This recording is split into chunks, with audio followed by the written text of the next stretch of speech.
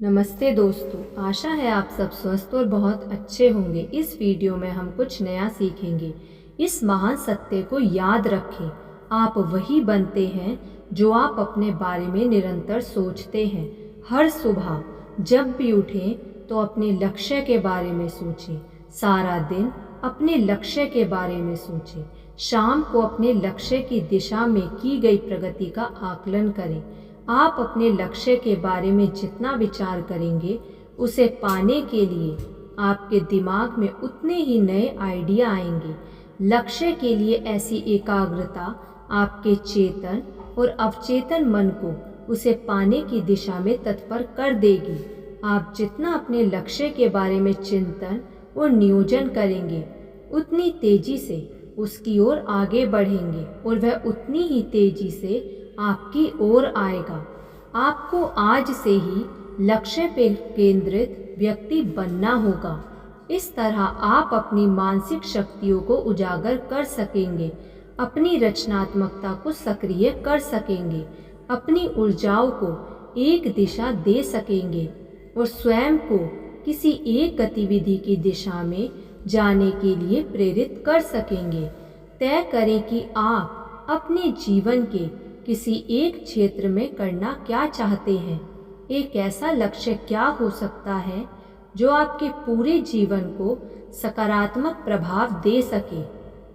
इसे लिखें, इसे वर्तमान काल में लिखें। इसकी भाषा निजी और सकारात्मक होनी चाहिए और इसे इस तरह लिखें मानो आपने इसे पहले ही पा लिया हो।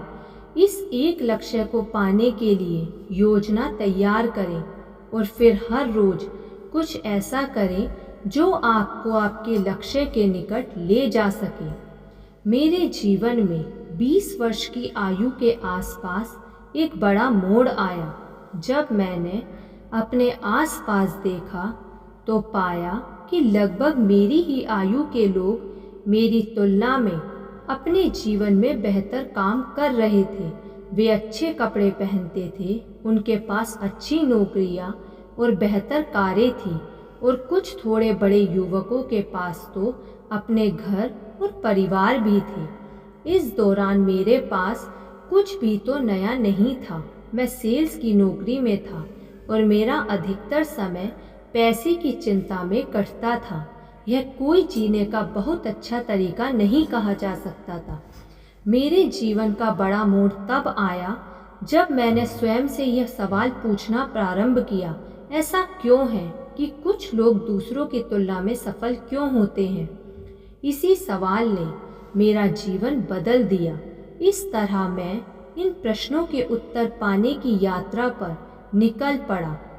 पूछो और तुम उत्तर पा लोगे, इसलिए मैंने अपनी ओर से खोज आरंभ कर दी। जब मैं सवाल करने लगा तो जवाब भी स्वयं ही मेरे पास आने लगे। जिस तरह चुंबक की ओर लोहे के तार खींचे चले आते हैं, मेरे जवाब भी उसी तरह मेरे पास खींचे आ रहे थे। अगर धन की बात करें तो जवाब बिल्कुल सादा, स्पष्ट और सरल था। अधिक आय अर्जित करने वाले लोग अधिक उत्पादक होते हैं। वे अपने समय का औसत लोगों की तुलना में बेहतर उपयोग करते हैं। वे अधिक नतीजे पाते हैं, जिनके लिए लोग उन्हें ज़्यादा से ज़्यादा भुगतान करने को तैयार रहते हैं। वे अपना अधिकतर समय ऐसे ही कामों को देते हैं जो उनके व दूसरों के लिए उपयोगी हो सकते हैं। यहाँ सवाल पैदा होता है, आपकी सबसे कीमती वित्तीय संपत्ति क्या है? जब मैंने यह सवाल सुना तो मैं जवाब के बारे में निश्चिंत नहीं था। तब मैंने पाया कि इसका संबंध कमाने की योग्यता से है। आपकी कमाने की योग्यता ही आपकी सबसे कीमती वित्तीय संपत्ति है।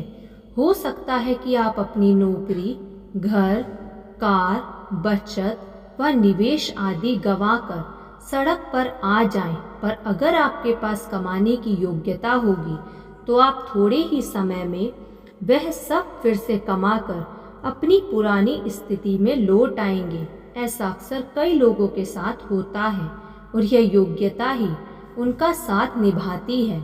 हमने ऐसे अनेक किस्से सुने हैं। ऐसा क्यों है कि फॉर्च्यून 500 कंपनियों के CEO स्तर प्रति वर्ष $10,000 से अधिक कमाता है?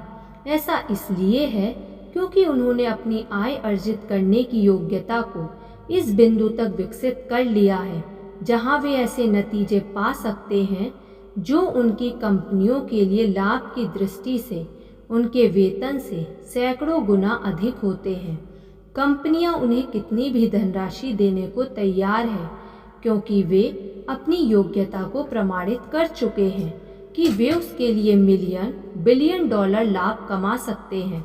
और अगर वे किसी कारण से अपनी नौकरी खो देते हैं तो कोई बड़ी कंपनी झट से उन्हें काम पर रख लेगी और प्रति वर्ष $10 मिलियन या उससे अधिक धनराशि देने लगेगी। धन्यवाद। आपको ये वीडियो कैसी लगी कमेंट करके ज़रूर बताइएगा। यदि आपने अभी तक इस चैनल को सब्सक्राइब नहीं किया तो सब्सक्राइब कर लीजिए और इस वीडियो को लाइक कर दीजिए। धन्यवाद।